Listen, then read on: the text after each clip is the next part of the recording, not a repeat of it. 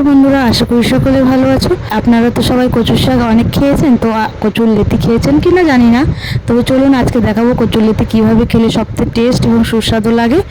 আর এই রেসিপিটি দেখার জন্য সম্পূর্ণ ভিডিওটিতে দেখবেন।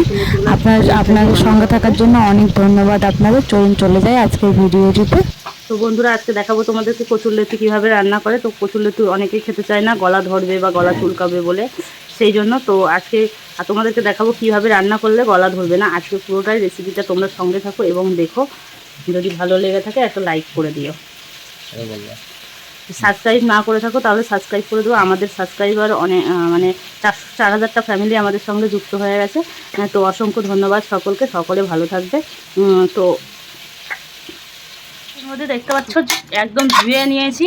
এটা হাত দিয়ে নাড়াচাড়া করবেন না, তাহলে হাত চুলকাবে। আমি এই যে জল দিয়ে দিয়েছি, জলের পরে এখন আমি এর ভিতরে একটু লবণ দিয়ে সেদ্ধ করে নেবো। দেখতে পাচ্ছ অল্প পরিমাণে লবণটা দিয়ে একটু সেদ্ধটা করে নেবো। তো সেদ্ধ বসিয়ে দিই, মনে হয় সেদ্ধ হয়ে গেছে। দেখি একবার আগলা করে তুলে দিয়ে। বাবা, গরম ভাব বেরোচ্ছে। একদম পারফেক্ট সেদ্ধ হয়ে গেছে কচুরলতিটা। তো এবার আমরা এই কচুরলতিটাকে নামিয়ে নেবো। দেখতে পাচ্ছ এই যে জল, এই যে চুলকানোর মেন হচ্ছে এই জল। তো এই জলটা এমনভাবে আমরা ফেলবো যাতে এই জল এর ভেতরে এক ফোঁটা না থাকে। জল ফেলবে একদম সম্পূর্ণ জলটাকে মানে নিংড়ে ফেলে দেবে। দেখো কড়াইটা উনুনে দিয়ে দিয়েছি। এবার একটু তেল দিয়ে দিলাম। কড়াইয়ে তেলটা গরম হওয়ার পর এখানে আমরা একটু কালো জিরে তেলের উপরে দিয়ে দিচ্ছি।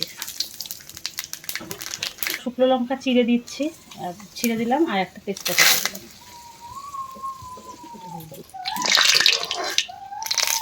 এবার এখানে কচুরলতি রান্না করার জন্য দুটো মাঝারি সাইজের পেঁয়াজ কুচিয়ে নিয়েছি।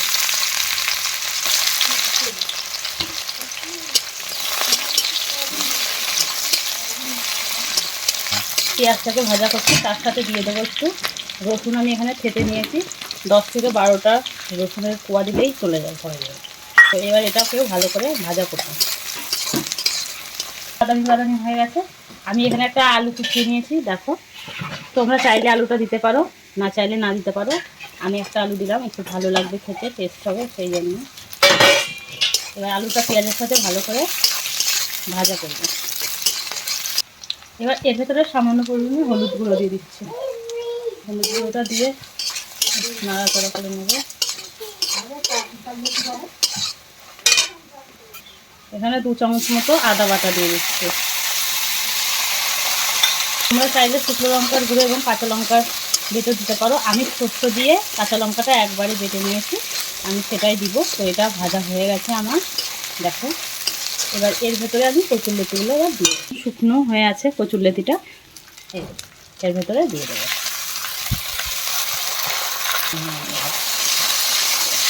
দিয়ে এটাকে নাড়াচাড়া করবো।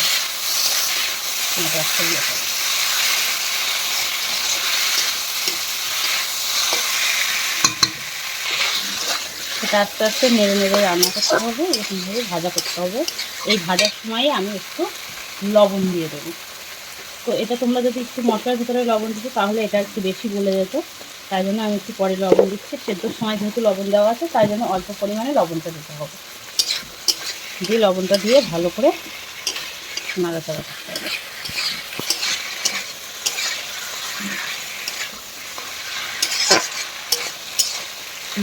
এখনই রান্না হয়ে গেছে, এত সুন্দর দেখতে লাগছে।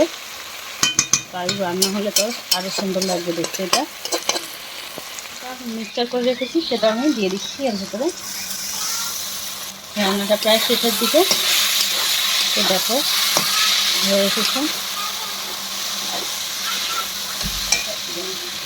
একটু ভালো করে নাড়াচাড়া করে নিচ্ছি।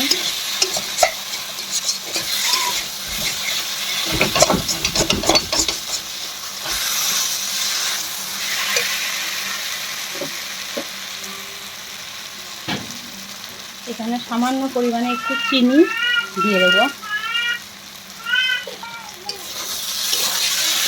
দিয়ে হালকা করে নাড়াচাড়া করে দেবো।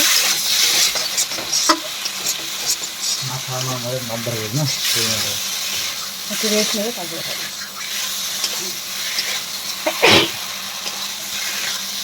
তো আজকে কচুরলতিটা আমাদের রান্না হয়ে গেছে। তো কেমন লাগলো রেসিপিটি অবশ্যই কমেন্ট করে বলবেন। যদি ভালো লেগে থাকে লাইক ও সাবস্ক্রাইব করে দেবেন। আমাদের চ্যানেলটি যদি নতুন হয়ে থাকে তবে সাবস্ক্রাইব করে দেবেন। পাশে থাকার জন্য অসংখ্য ধন্যবাদ। তো এই ধরনের রেসিপিটি পাওয়ার জন্য অবশ্যই চ্যানেলটিকে সাবস্ক্রাইব করবেন।